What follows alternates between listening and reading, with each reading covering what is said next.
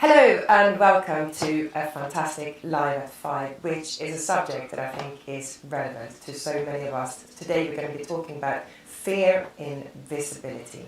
It is, and so many people experience this. People fear success, and I know that sounds a really strange thing to say. People fear being in front of the camera, people fear putting their name out there, people fear being seen. And I can remember a conversation once where someone said, I like to keep myself and my business separated. It doesn't happen. And we've got a guest in with us today to tell us all about this. Her name is Angela Durant. Angela, welcome into the theatre. Welcome to the theatre, because this is the first time you've been in the studio. I have, it's fantastic. I love it. Oh, it's all lovely right, to have you. Really I don't know why I called it a theatre. I think it's because you spent so much time in the theatre. I think that's probably where I was going with, but yeah, it's not as glamorous. No, it's fantastic. It's awesome. It's good. We've just got an audience of millions out there, haven't We have 20 million, Absolutely. including George Clooney. So today we're going to talk about fear in visibility. Now, I absolutely love having interviews with people. If you put me on the spot, on the stage, I will freeze. Now that is really common for so many people. So give us a little bit of a background story to how you can help with that fear. Well, I was basically born on the stage, but that doesn't necessarily mean that you want to be on the stage all the time. Stage is a stage craft. People go to college and they do a lot of things in order to learn how to be on a stage. So it's not necessarily a natural thing for everybody to want to do. I think some people that just want to be seen, the sort of real extrovert people, sometimes there's something lacking in their ability. They're wanting to get a bit of attention for all the wrong reasons. They want the 15 seconds of fame. But I had a famous sort of upbringing. My uncle was a ukulele player in the 40s films called George Formby, probably not known by the youngsters now. You have to YouTube him, he's still on YouTube. So I grew up watching really amazing performers know how to be in front of an audience and work that audience. And so I'm very blessed and I'm grateful for that training and that understanding of how to be in front of a camera, be on stage, etc. I thought that's all I was going to be in my life, was a musician and a performer. But round about sort of in my late 30s, I set up a vocal coaching studio, and that vocal coaching studio was really helping a lot of people find their physical voice for singing first of all, and then for speaking. People would come to me as a voice coach, even though there was lots of stuff out there to do with presentation training and confidence, etc. And there was something personal about them and the voice that they wanted to explore and express. And so I sort of followed my nose a little bit, and through my vocal coaching studio started to move, not just from teaching singers. So I've been teaching musicians and singers and artists to find that sort of essence of themselves and their own voice since 2008.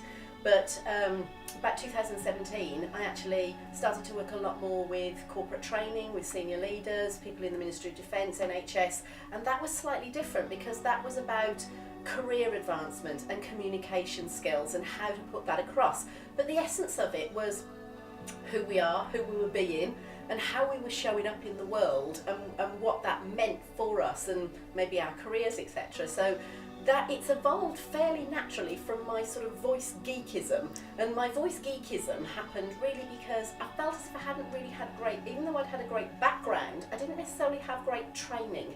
Yeah. So I went to a musical conservatoire, and one of my teachers, I really learned a lot about musicality and about certain style and about maybe performing, but I didn't learn a lot of great technique. So for me, when I started the vocal coaching studio, I wanted to help support other people in the way that I had never been taught. It felt as if, even though I'd had this massive background and potentially all this opportunity to have this big career, I had skills and things that I didn't know, techniques that needed working on, and lots of fear and confidence issues, and that wasn't there to help me do that. So I wanted to sort of be that space for people to be able to find their own selves safely and work out what they were going to do with that. That's really where it all came from. It's a great principle, and I think so many people, whether it's not necessarily startups, right? It's not necessarily the space for startups. It's a space for people who are established and want to take things further, but need to develop that skill set in order to do that. Some people are natural. I'm a natural speaker, and I know that, and I'm very humble about that. So, with the Visible Club, how can they? When they get involved with the Visible Club, I'm assuming you're looking for a particular type of person, a particular type of genre that you enjoy working with. Yeah, now as a kind of spin-off really from the pandemic, I ended up doing a talk for a really great friend of mine and her community of service-based consultants. And the pandemic had really been a big leveller for people because it didn't matter whether they just started their business 8 weeks ago or 18 years ago. If you had a service-based business that wasn't online or it wasn't scalable in any way, it just required you and your service, regardless of how confident or introvert you were or how experienced or not, you were vulnerable. And so I wanted to put together a service-based online facilitated space, a community of people. And actually it's funny sometimes because people said to me, oh, there's no way, Angela, that you can do that. You're a short-term girl. You like to work with people short-term and let them go. You'll never be able to do it. Well, I'm picking my way through that at the same time because I think you have to go with where your gut is and where your passion is for helping people. So I set up the Visible Club as a way of building and understanding how to build a scalable business for service-based people online, design and build and market that, and at the same time help other service-based businesses to build their businesses. So that was the premise behind it. So the way that actually that works is that those service-based businesses are often not used to taking offline things onto online and the different ways of actually engaging with audiences or marketing themselves. Sometimes they don't even know how to design a business that takes them out of it long term or that builds it. So that's really the premise behind the Visible Club, and there's lots of sort of areas that we work in with it, but at the same time that is the premise to actually help service-based business consultants and coaches to design, build and market that service-based business so that they can build sustainable business for their own future. Fantastic. We've got a few minutes left, and we will also wanted to touch about the fear of visibility. It also comes, we always hear about being authentic or being fake. And I think as soon as you put a camera in front of people, they freeze and it can come across really fake. Yeah, we've seen where like the nicest people become really stern. Yeah, as soon as you press play, it's like, and it just doesn't look right. So how can you help with that? Right, well I think the biggest thing is that we are people are wondering if they need to be perfect or something different to who they are. What we don't realise is actually, the quickest story is that I've had a new puppy, and the videos where it was very sort of scripted and sculpted and perfected actually have been less interesting than the ones where somebody is just showing us how they wash their dog in the bath actually. And we've picked up tips from just somebody being themselves. If people are actually working in a corporate environment and they come out and they start their own business, I think one of the biggest things that they experience is, well, who the heck actually am I? I've worn this suit, I've worn this mask, I've followed these rules, I've done what people said so that I could have a career advancement. I'm out there now running my own business. Who am I? Who do I show up to be? How do I represent myself? And this is really about positioning and understanding how your service and your business and the skills that you have meet the needs of the marketplace. So we've got to get the focus off ourselves and how we feel about our visibility. And that can be taught and gently crafted and practiced and helped. No performer that I know would ever go on the stage without a good rehearsal period. And the ones that can suddenly go up and do it, they've been doing it a long time. So even though you've been a natural, there's been things that you've been doing probably throughout your whole life or career that suddenly gave you the ability or the smarts to do it. Those things are just naturally inherent to you, but they are taught because the ability to do it is inherent in everybody. Yeah, I have learned to ad lib over the years. And to be honest with you, I honestly think that a lot of it is because of my neurodiversity, because I've had to over-explain everything and make a performance about my explanations so that other people understand what I'm talking about. Look, it's been brilliant having you on, and if anyone's watching and they're thinking like, I need this woman in my life. Everybody needs an Angela in their life. How can they find you? They can find me at thevisibleclub.com, so it's www.thevisibleclub.com, nice and simple. Absolutely perfect. It has been absolutely amazing to have Angela here in the show, so I would like to say a massive thank you to my gorgeous co-host, Charlotte, and our amazing guest, Angela Durant. Thank you very much. Thank you.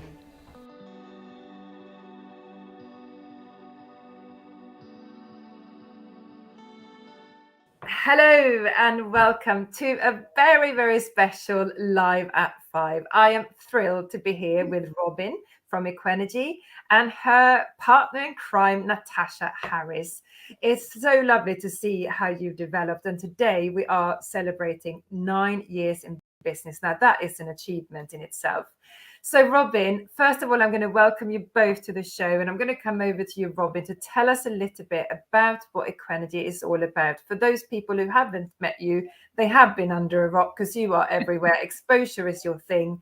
And to see the journey that you've traveled in the last couple of years when it's been really difficult for so many businesses has been incredible, because you're always out there, you're giving advice. So how do you stay current and how do you stay successful? 9 years in business, it's amazing. Well done, first of all. Thank you. Thank you. It's been a huge, huge journey. My business now is unrecognizable from when I set it up 9 years ago.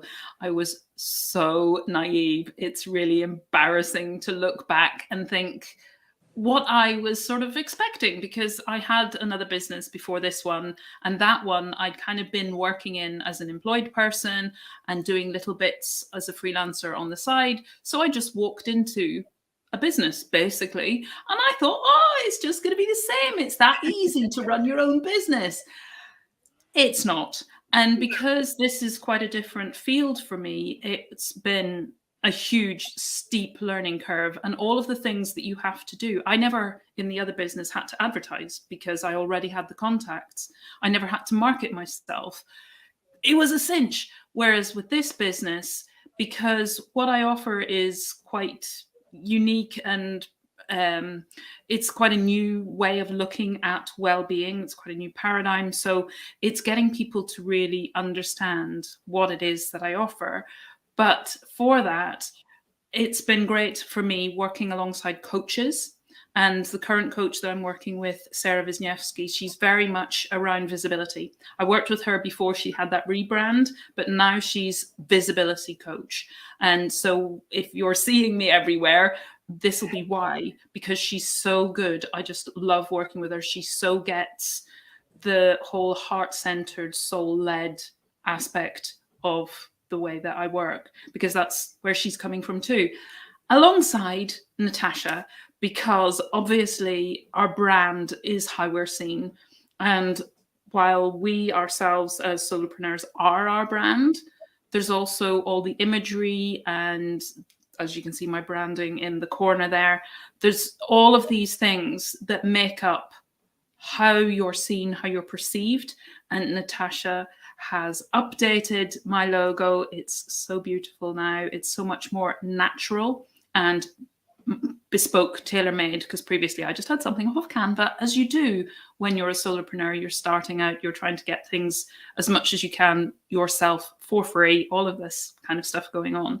But when you can get somebody on board, for a start, you don't feel alone anymore. It was so touching, I have to say, Natasha, when you first started working with me and started to say our business, it first of all was, ooh, that's really weird. I've never ever heard that before. But all of a sudden it felt like, oh, I'm in a team. I have support, and I have somebody working alongside of me who gets what I do and who gets how important images are for my visibility, for portraying who I am and what I do. And she does it. I just tell her what I want and she goes off and does it even better than I ever imagined. I know, Natasha, you really have, because I've known Robin for a good few years now, and I have seen you completely embrace the brand and just make it in to something really, really special.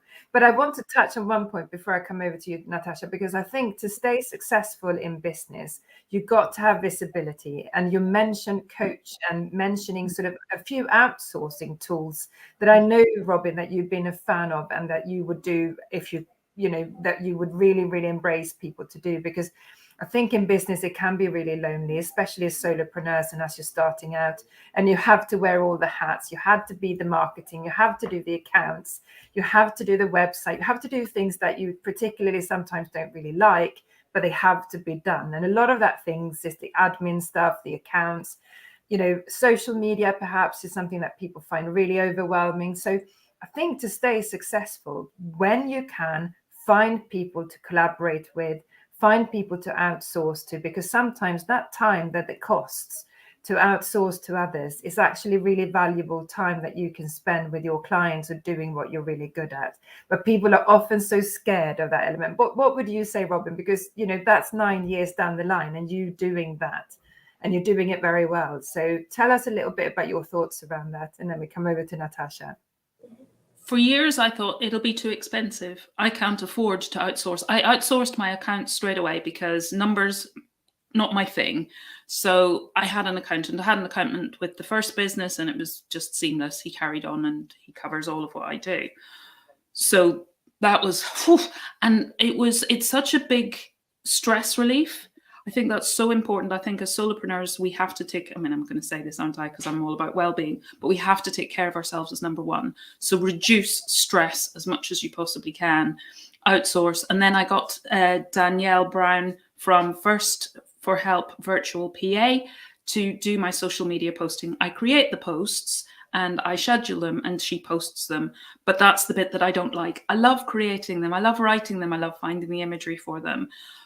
But I thought, Danielle, I thought VAs have to do this block and it costs so much because they do all of it. Not at all. Talking with Danielle, she showed me that, well, I can outsource as much or as little as I like. I can still have my own voice. She posts as me. It's opened my eyes to what outsourcing means. And then obviously getting into the Kickstart scheme and being able to have Natasha with me has just been a whole new ballgame. So let's come over to Natasha because you've been sitting there very patiently. So you have done some incredible work on the new website and it's been launched just a few weeks ago now and there's so much going on. So first of all, I want to ask you if people are looking, because it is important to stay current and up to date, and often that is the last thing on people's to-do list because you don't have the time. You're doing what you're good at and perhaps, updating. I'm one of them. Updating my, our website we have would be the last job on my list if I had to do it myself. But luckily I outsource it to somebody else as well. But what do you think people should think about staying current? What sort of things would you say to think about as a solopreneur if you take the time to update and things? What would that be? If you're going to update your website, I think the main thing people kind of maybe a little bit skip because you're rushing and you're busy with other stuff and people are really busy nowadays is the structure. So a really big thing me and Robin had was looking at our website and saying we want this current and we want this here and we want this here, but then it was, can people find the things they need quickly? Can they get from A to B without having to go A, B, C and adding all these other points in between? Is it easy enough to go from here to here? And then it was, does it look on brand for us? Because we just rebranded. We were looking at all these new colours, all these new fonts, and all of our imagery. We had a lot of photographs to add in and thinking, is this how we want to be represented as a brand? And is it how potential clients and our current clients want us to look?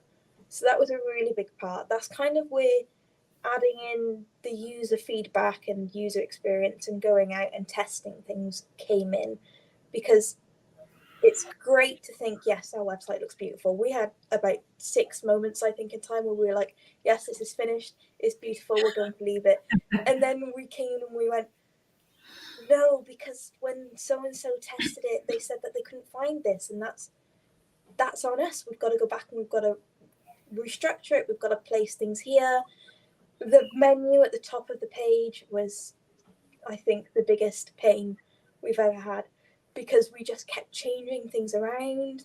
We were like, look, if we want people to contact us, it's got to be one of the easiest things they can find. It's got to be right there saying, contact me, and it's got to be really, really clear, instead of going through a menu and going through get connected, go down, contact us, be at the bottom. It's got to be really focused in. And I think that's kind of how you stay current, is thinking not necessarily on what other contests, like what your competition's doing. That's important, but it's how are the users using this website is really the defining point, because it's great to have a website that competes with everybody, but is it doing what it needs to do? Really good point. Structure. Yeah.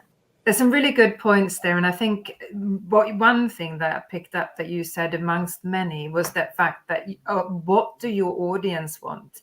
So I know that Robin is really kind of creating lots of blogs, giving so much out for sort of free content to help sort of new customers understand what you're all about, but also to keep the current customers kind of happy with little meditations, little, new blogs coming out on hints and tips. So you're almost talking to your audience in the end, because it is your sort of window shop, isn't it? It's your shop front for everything that you do, and people need to see that. So that's a really important thing. And I think that is absolutely beautiful on the website, because it's easy to find. It's really easy to find subjects, because I was one of the testers, and I kind of did I liked all the fluffy bits, well, as Jamie, I know, was also one of the testers, and he went through the more technical bits. But it's about not being scared of asking the audience for help, isn't it? So you actually, your trusted clients that have been with you for a long time, don't be scared of asking them about what they want to see and how to utilize it. I think it's a good point to say. Would you agree, Natasha? For sure. So when you have an independent business, a small business, whatever you'd like to label yourself as, it's a personal relationship between your clients compared to maybe a big company like Amazon or something. I'm sure, well, they do use a test, but it was saying, I know these people really well. They know me really well. If they test my website, they're going to know what I want to show, but they're going to say, look, we're not looking for that, because they don't have to sugarcoat things all the time. So it's really nice to go and use a test that, because we had such amazing detailed feedback from so many people. It was exciting. I had them printed out on sheets and I was highlighting it, because there's so many points. And I think it was really a big turning point for our website, because we went from having a lot of like graphics and pictures and stuff to thinking, we don't need all of this. We can take that out and we can make this simpler, and maybe it's a bit too wordy by here and we can change that around. So yeah, it's a good one. One of the things that that you mentioned there, I think is really important, because when I go onto a website, if I can't find a phone number and I get a contact details form, that's something that really puts me off. So why would you explain that to us? Because you're obviously in this field, you know how to create a website, you know what to do with it. What would you say about having a contact form and having you've got to have a phone number as well, don't you? Or would you say a contact form is fine for some businesses? And because it really is something that I sort of think, if I can't find the details quick enough, I will jump on and I'll probably search elsewhere. Yeah, well, that's the thing, is we're coming to an age in technology where if it's not now, it's never. It's people want things within 3 seconds flat, and that's just how our minds work, because we get things done so quickly. Time is of the essence. So if people can't find a way to contact you and know that their contact is going through, so sometimes contact forms, I think, can be effective if you have, like, if you want to collaborate with someone, if you've got something to ask that maybe necessarily you couldn't find on the website. They can be important and they can be really vital to helping, going a bit deeper into problems, maybe finding a better way to connect with whoever needs to connect with you. But then adding things, so we don't have a number, so to say, on the website. We have WhatsApp and how to contact us through Facebook and Instagram and LinkedIn. But people like that because it's an instant form of contact. Yeah. And that's really what people want. It's not always, I'll contact them now and hopefully they'll get back to me tomorrow. It's, I need to contact them now and get that feedback now, because that's just how customers are going to work. Yeah, that's a really clever way though, because obviously with you, it's a WhatsApp number, it's Facebook, which is where the business Equenergy is so visible. So you have the Facebook group, and I know that there's always a response really, really quickly. So it's a really easy way, which again comes back to the business that you have. So, like you said, contact forms can be brilliant, especially for something that you need to ask questions and go a little bit deeper where people are going to find out. So that works really, really well. So it's thinking about how your audience wants, again, to see you and how they normally contact you. Because I think sometimes you forget about that because it's your baby. And when you're creating that kind of, is really, really important, which is why I think you did really great to kind of come to the testing element and getting the feedback of what people want to see. Because I know that Robin's presence on social media is really, really strong, and obviously she comes back to people really quickly. So it's a great form of getting in touch with people. So Yeah. what would you say about the what to think about if we just touch briefly on the layout and branding and the design? Do you need to kind of have something in mind before you start working on your website, or is it sort of just go with the flow as you start developing? I think both can work. So if you have a really big website, Robin has a really big website. She has all the blogs and different areas that she works in. We needed a structure. So the first 2 days of us going through the website was mocking up little areas. Should we put this here? We could put that there, link this here, add in some icons. Icons are fantastic for helping people guide through a website. But then sometimes people don't always work like that. Sometimes it is easier for you to just make up the website and then fix the connections later. So if you have just a few pages on your website, or you only offer, limited things, it's really nice to just mock it up and then say, right, so we're going to connect this here. But the vital part for both is making sure that your users can still use it and that everything works. Because I could say like thousands of things that can work on a website, but if that doesn't work for your client, then it's not going to work at all. So, I think if the whole conversation around the client is your, the most important thing amongst this, isn't it? And that's the most important, vital part to have a business being successful, because without the clients, you haven't got a business. So you wouldn't be here after 9 years if you didn't think about your clients, Robin. And I know that they are so close to your heart. And you have really, I must say, if you haven't looked at the website yet, please do, because it's absolutely gorgeous. And I love the fact that everything is very well structured, so it's really, really easy to find. So yeah, thank you so much. And Robin, I'm going to come back to you briefly and just want to ask you about some top tips around somebody thinking to start out in business. What would your sort of top tip be to think about when you're starting out? I'm going to say, look after yourself again. How can you take care of yourself? And remember that, because when you're starting out in business, you're maybe really full of excitement and you've got all of these plans and these ideas and intentions of how it's going to be, but it doesn't always pan out that simply. You may get there, yes, and you need to hold an intention and set a goal of where you want to be, but it can end up being, the graph that you see sometimes, it's not like the straight line, it's the up, down, all over the place. I went here, I went there, and I eventually got to where I wanted to go.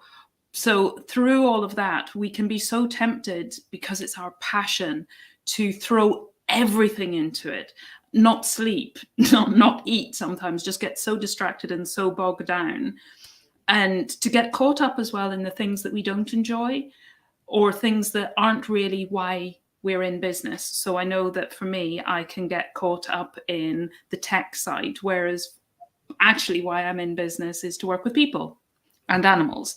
So rather than being facing outwards, sometimes I'm too inwards. And I have to make sure that I keep a balance and that I'm looking after myself, because if I don't have me, I don't have a business as well. So making sure that I keep myself well topped up, my energies and everything, and that I have that balance. So it's keep a balance and keep your joy, keep connected to your joy, because if you lose that, you lose your passion, and then your business just becomes a grind, which is probably, if you've left employed world and come out to have greater freedom, That's what you left for. So don't get too caught up and lose that. Keep bringing it in. That's so lovely, because it can happen. It's happened to me, and I often, Robin knows me really well, and she knows I can be a complete workaholic. And actually, I have to stop myself from kind of going into that, because both Jamie and I are massive ideas people, and it's 100 miles an hour. But I've been very close to burnout, and I know the kind of signs to look out for. So looking after yourself, because actually, if you don't look after yourself, you're not going to be able to look after your business or your clients.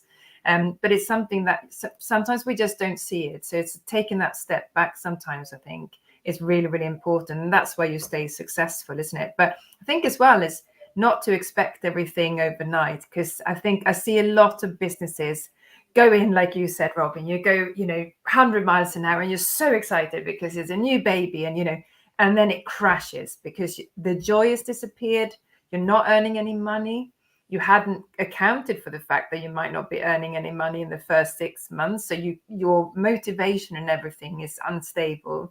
So it's planning ahead, I think, about that. And that's, I think, is a vital part. Like you said, have that joy as well is really, really important, because otherwise, you're going to lose the motivation of why you have the business in the first place. So really, really good top tips. And to keep a balance between the ideas, so the head stuff, but also being grounded. Yeah. So that you are realistic and right, this may not make any money for the next 6 months. How am I going to survive? And I need to keep my own energies topped up. How am I going to do that? Where am I going to have breaks and we may not be able to take long holidays away, but still to have those times when, okay, I'm going to take time for me now. So I'm going to fill my own battery and then I'll come back refreshed. And we think that I have to work on it solidly, not step away because, I'll lose momentum or whatever. But when we step away and we relax and we rest and we recharge our batteries, the inspiration comes back. And then we have greater clarity and we move forward with greater productivity and focus, and we're heart-led rather than just getting too much into the mind. Is very important, I think. When I had the restaurant, I used to have people walking through the door in the front every so often. I go, right, tonight when you come in, you walk through the front because I want you to see it from a customer's point of view, not just sneaking in the back door, putting your handbag in the cupboard and then carry on with your shift, because you forget what it's like to walk in as a customer that's going to spend money. And the same goes with a client and online business. There's a whole thing about staying current that we've been talking about today, that shop front, your website, to stay current and making the customers want to come and have a look at your new blog, your newsletter, and all of those things. So thank you so much both for joining me today. It's been a really, real pleasure. And it's a lovely to get to know Natasha and Robin, to see you thrive throughout the last 2 years, throughout 9 years of business. It's just incredible. And I just want to finish off this note to say, if you want a little bit of peace and quiet, you just need a little bit of momentum to keep you going, you might have hit a little bit of a sort of plateau in your business, then if you want to thrive, then go and see Robin. I can't recommend her enough. So thank you so much, everyone who's been watching, and thank you both for coming on, and I shall look forward to seeing you very soon again. Take care, both. Thanks, Charlotte. Thank you. Bye.